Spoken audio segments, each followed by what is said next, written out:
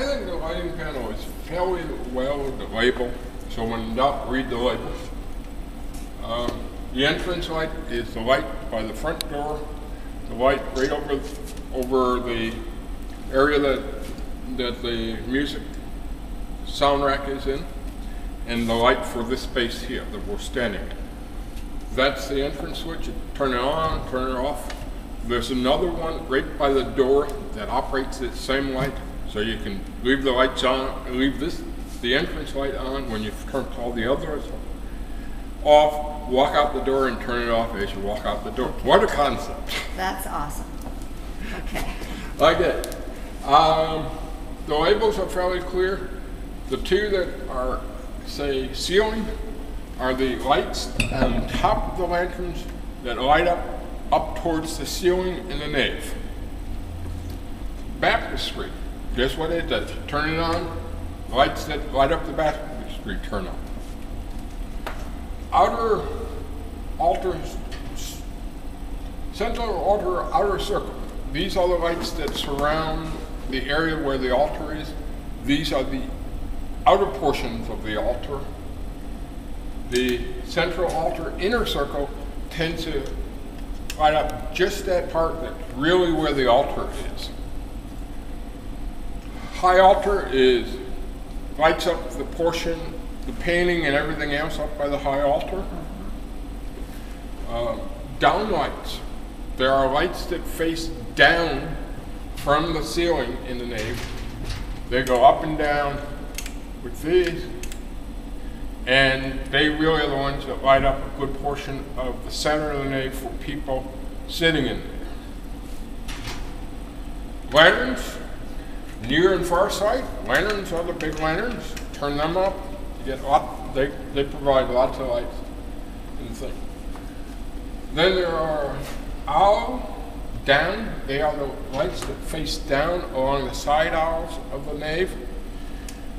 Owl ceiling are the lights that face up to the ceiling. So if you turn the owl ceilings up, you can see the ceilings and see some of the beauty of the woodwork up there. The owl down lights tend to be the lights that light up people's prayer books while they're sitting there. They just rotate like so. Rood spring. This is the light that hits the rood spring. It really hits the steps going up into the high altar area and the rood spring more than anything else. Owl ceiling and owl down this side of the church. Then finally, chancel. These are the lights that light up the chancel area, the high altar. Not the high altar, but the area in front of the high altar, typically where the choirs sit. And if the choirs can't sing, don't have enough light, they will be quite clear and tell you they don't have enough light. And they'll come, if they feel they don't have enough light, they'll come over and turn it up. Okay. The only time couple times when we do stuff with lights during the services. Let's see. Palm Sunday. Palm Sunday. Palm Sunday we have this, what I generally would do on Palm Sunday is turn off most of the lights and turn the ones that I don't turn off down, so it's fairly dark in the nave. Then what happens is, when the procession is ready,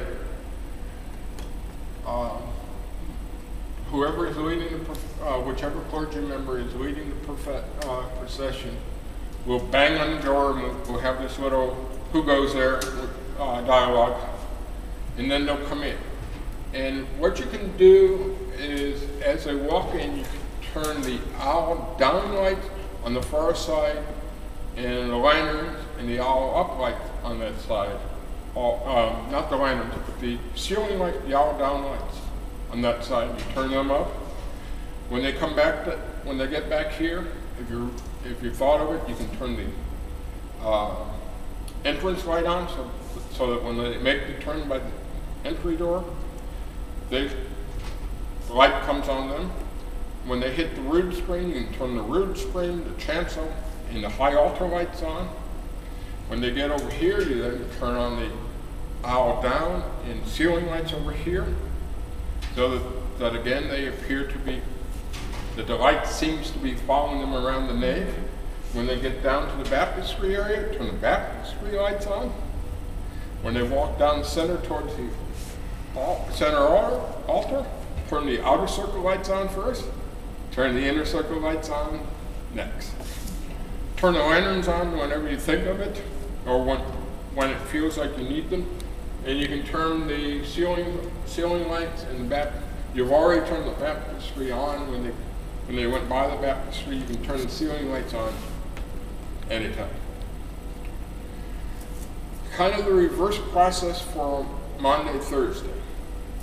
Monday, Thursday, what you're doing is turning lights off. The general rule on turning on the lighting, and this is from the theater people, is you don't really want the fact that the light's being adjusted to be painfully obvious to people. If you can be subtle, it's better. So, tricks on being subtle is start with there's 3 lights here that do not have dimmers on them. They're the ceiling lights and the baptistry. So, typically the baptistry lights are the first one the 2 ceiling lights are the first ones I take down, then the baptistry, and then you kind of work turning down the other lights slowly so that it gets uniformly darkened in the nave slowly, and that's really the thing you want to do. One of the first ones you can take down are the olive ceiling lights. They aren't people won't notice them being crept down, so you can creep them down. Then you can creep down the altar lights, creep down the rood screen light. Attempt to creep lower the chancel light until the choir gets angry with you. And then later, when the choir doesn't have enough light, they'll let you know. You can turn the lantern down lights, and really all you're trying to do is slowly darken the room. And so you turn the ones that have switches. The entrance light has a switch.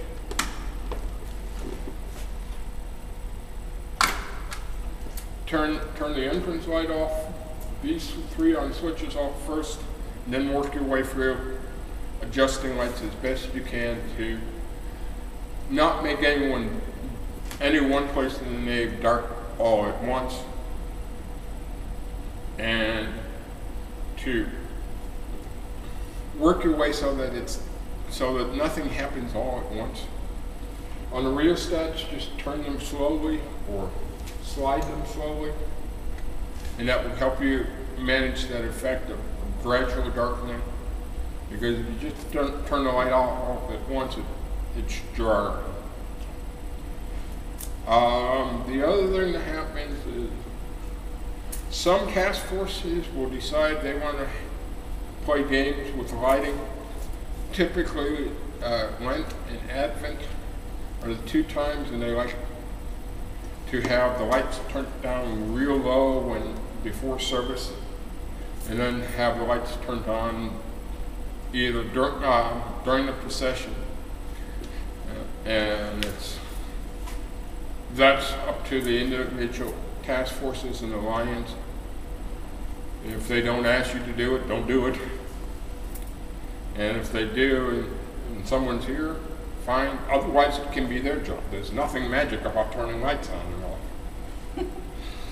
Yeah, if they really want the lights on, down, they can turn them down, and then they can turn them up.